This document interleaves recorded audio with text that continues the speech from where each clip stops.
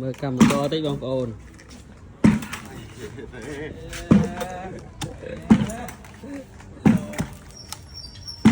ใครเมาอยู่ลุยใช่ตะดังกระปุ้นจังกำก็ซีซูกับเชิญยุบยังไงตะไคร้นี่ตะไคร้คุยเบอร์ปรับแล้วเสะจังสามสาวมั้งผู้ใหญ่มือตัวนี้ถอด